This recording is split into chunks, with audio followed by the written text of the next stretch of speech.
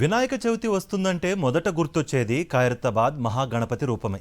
ప్రతి ఏటా విభిన్న రూపాలు, అనేక ప్రత్యేకతలతో ఇక్కడి గణేశుడు భక్తులకు కనువిందు చేస్తాడు. నవరాత్రి ఉత్సవాల్లో గణపతి బప్పా మోర్యా అంటూ ఖైరతాబాద్ పరిసర ప్రాంతాలు మారుమ్రోగిపోతూ ఉంటాయి. ఇసుకేస్తే రాలనంతగా జనం వచ్చి ఏకదంతుణ్ణి దర్శించుకునేందుకు బారులు తీరుతారు. ఖైరతాబాద్ గణేష్ కర్రపూజ సందర్భంగా సాక్షి టీవీ స్పెషల్ స్టోరీ ఇప్పుడు చూద్దాం.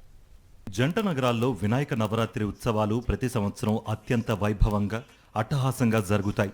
ఇక ఖైరతాబాద్ మహాగణపతి విశేషాల గురించి ఎంత మాట్లాడుకున్నా తక్కువే. వివిధ ప్రాంతాల నుంచి ఇసుకేస్తే రాలనంతగా జనం వచ్చి ఖైరతాబాద్ గణేష్ విగ్రహాన్ని దర్శించుకుంటూ ఉంటారు. ప్రతి సంవత్సరం భక్తుల సంఖ్య భారీగా పెరుగుతోంది. 70 ఏళ్లుగా 70 రూపాల్లో ఖైరతాబాద్ గణపతి దర్శనం ఇచ్చారు.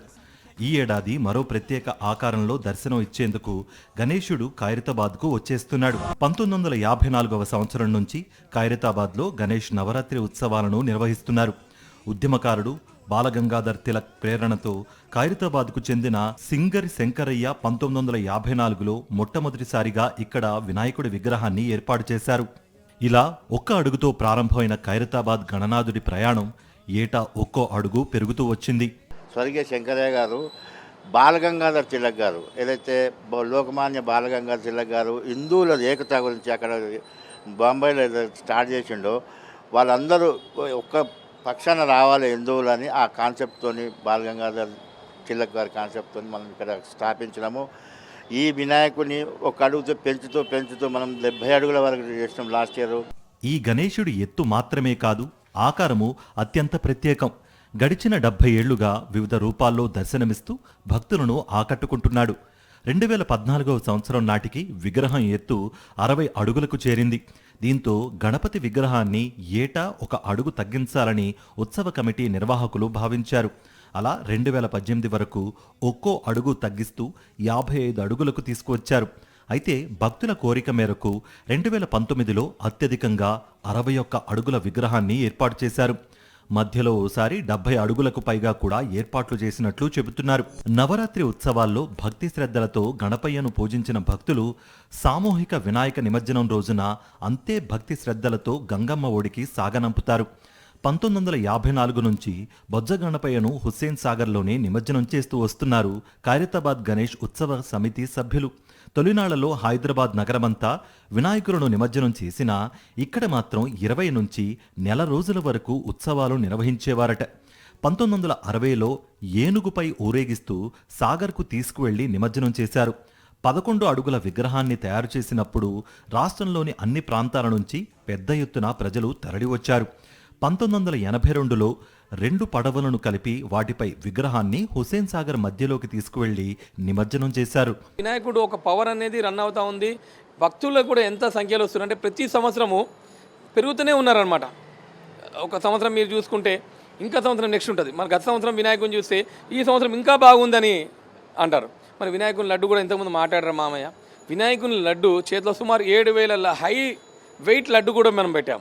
ఎందుకంటే ఆ దేవుడు దాని తగ్గట్టు రాజేందర్ గారు, సందీప్ గారు దాని స్ట్రక్చర్ రెడీ చేశారు. ఎటువంటి ఇబ్బంది లేకుండా చేతిలో 7,000 కిలోల లడ్డు కూడా ఆగిందనమాట. సో అట్లా ఒక పవర్ అనేది ఇంతకుముందు ఏంటంటే సింగరి శంకరయ్య వాళ్ళ ఫ్యామిలీ నడుస్తుంది అనే ఉద్దేశంతో ఉండే. ఇప్పుడు అందరి సహకారం ఉండే. ఇప్పుడేమంటే అందరు కలుపుకొని నడపాలనే అందరి ఆలోచన. దాని తగ్గట్టు గణేశోత్సవ కమిటీ అధ్యక్షులు వారి మాట మేరకు కూడా మేము కూడా ముందుకెళ్తా ఉన్నాము. 2020లో కోవిడ్ కారణంగా కేవలం 9 అడుగుల ఎత్తులో మాత్రమే గణపయ్యను ఏర్పాటు చేయగా 2023లో 63 అడుగుల ఎత్తులో భక్తులకు కనువిందు చేశారు. గత ఏడాది 70 ఏళ్లను పురస్కరించుకుని ఏకంగా 70 అడుగుల ఎత్తులో శ్రీ సప్తముఖ మహాశక్తి గణపతిగా భక్తులకు కనువిందు చేశారు. 2022 నుంచి ప్లాస్టర్ ఆఫ్ ప్యారిస్ విగ్రహం కాకుండా అందరికీ ఆదర్శంగా ఉండాలని పర్యావరణ హితంగా మట్టి గణనాథుణ్ణి తయారు చేస్తూ వస్తున్నారు. మట్టి గణనాథుడైనప్పటికీ భారీ వర్షం కురిసినా చెక్కు చెదరలేదని ఉత్సవ సమితి సభ్యులు చెప్పారు. ఈ ఏడాది మరో రూపంలో 69 అడుగుల ఎత్తులో భక్తులకు దర్శనం ఇవ్వనున్నట్లుగా శిల్పి చెబుతున్నారు. ఇప్పుడు మట్టి గణేష్ కాబట్టి ఎండడానికి టైం కావాలి కాబట్టి షెడ్యూల్తో పాటు వెల్డింగ్ కూడా స్టార్ట్ చేసాం. ఎవ్రీ డే వచ్చి ఆ వినాయకుని అవుట్లైన్ మార్చేసి ఇవ్వడం జరుగుతుంది. వాళ్ళంతా పార్ట్ రెడీ అయిన తర్వాత నేను మళ్ళీ దగ్గర ఉండి మొత్తం సెట్ చేయడం జరుగుతుంది. సెట్ అయిన తర్వాత వినాయకుడి రూపమే వెల్డింగ్లో వచ్చేస్తుంది. దాని మీద ఈ మట్టి వర్క్ స్టార్ట్ అవుతున్నాము. శాంతి రూపంలో చూపించాలని అనుకున్నాను. ఎందుకంటే ప్రపంచంలో ఎక్కడ పడినా అక్కడ గొడవలు అవన్నీ జరుగుతుంది బట్టి ఈ వినాయక ద్వారా శాంతి కావాలని శాంతి రూపంలో చేయమని విఠల్ శర్మ గారు చెప్పారు. ఆ విధంగానే డిజైన్ చేయడం జరిగింది. 1983లో ఖైరతాబాద్ వినాయక మండపం వద్ద సినిమా చిత్రీకరణ జరిగిందని గణేష్ ఉత్సవ సమితి సభ్యులు చెబుతున్నారు. సాగర సంగమం చిత్రం షూటింగ్ కోసం నటుడు కమల్ హాసన్ ఒక రోజంతా ఇక్కడ చిత్రీకరణలో పాల్గొన్నాడు. ఎన్టీఆర్, శోభన్ బాబులు కూడా అప్పట్లో గణపతిని దర్శించుకున్నారని చెబుతున్నారు. 2022 నుంచి మట్టి వినాయకుడిని తయారు చేస్తూ వస్తున్నారు. ఈ మట్టి వినాయకుడి తయారీకి ఉపయోగించే మట్టి, జనపనార, కర్రలు కళాకారులను వివిధ ప్రాంతాల నుంచి తీసుకువస్తారు. మట్టిని రాజస్థాన్ నుంచి ప్రత్యేకంగా తీసుకువస్తారు. ఏపీ, తెలంగాణలోని పలు ప్రాంతాల నుంచి కర్రలు తీసుకొస్తారు. పలు రాష్ట్రాల నుంచి 150 మందికి పైగా కళాకారులు వస్తారని చెబుతున్నారు. దాని తర్వాత అది మన నర్సాపూర్ వెస్ట్ గోదావరి డిస్ట్రిక్ట్ నుంచి కర్రలు తీసుకురావడము. దాని తర్వాత మీరు చూసినట్టు వెల్డర్లు మచిలీపట్నం నుంచి వెల్డర్లు వస్తారు.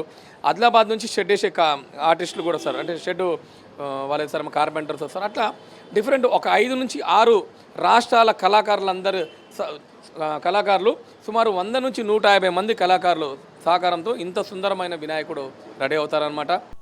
నిర్జల ఏకాదశి రోజున కర్రపూజ నిర్వహించి ఆ ఏడాదికి సంబంధించిన గణనాథుడి విగ్రహాన్ని తయారు చేయడం ఆనవాయితీగా వస్తోంది. పోస్టర్ లాంచ్ చేసి ఈ ఏడాది శాంతి రూపంలో ఉంటే ప్రజలందరికీ బాగుంటుందని భావించి ఈసారి శాంతి రూపంలో వినాయకుడిని తయారు చేస్తున్నారు. వినాయకుడికి సమర్పించిన లడ్డు, వస్త్రాలను వేలం వేస్తూ ఉంటారు. కానీ ఇక్కడ మాత్రం ఎటువంటి వేలంపాట నిర్వహించకపోవడం విశేషం. భక్తులు ఎవరైనా లడ్డూలు అందిస్తే క్యూలలో ఉన్న భక్తులకు ఆ లడ్డూలను అప్పటికప్పుడే పంపిణీ చేస్తారు. వేలంపాట వేయడం వల్ల లక్షలాది మంది భక్తులు వస్తారు. కాబట్టి ఇబ్బందులు తలెత్తుతాయని ఈ నిర్ణయం తీసుకున్నారు. కొంతమంది కోరికలు నెరవేరిన వారు, సంతానం కలిగిన వారు ఆ పిల్లల బరువు ఎంత ఉంటుందో అంత బరువున్న లడ్డూలను తెచ్చిస్తూ ఉంటారని ఉత్సవ కమిటీ ప్రతినిధులు చెబుతున్నారు. ఖైరతాబాద్లో ఏర్పాటు చేసే గణనాథుణ్ణి తీర్చిదిద్దిన శిల్పులు ఇప్పటి వరకు 4 మాత్రమే ఉన్నారు. 1954లో మొదట ధూల్పేటకు చెందిన ధూల్ సింగ్ అనే కళాకారుడు తయారు చేసేవాడు. ఆ తర్వాత మరో 2 కళాకారులు తయారు చేశారు. ప్రస్తుతం శిల్పి రాజేంద్రన్ 4వ వ్యక్తి అని చెబుతున్నారు. 1974 నుంచి ఖైరతాబాద్లోనే విగ్రహాన్ని తయారు చేస్తున్నారు. ఇక జంట నగరాల్లో నవరాత్రి ఉత్సవాల్లో భాగంగా సామూహిక నిమజ్జన వేడుక అత్యంత కన్నుల పండుగగా జరుగుతోంది. అయితే ఖైరతాబాద్ గణపతి మహా నిమజ్జనానికి మాత్రం వివిధ ప్రాంతాల నుంచి భక్తులు తండోపతండాలుగా తరలి వస్తున్నారు.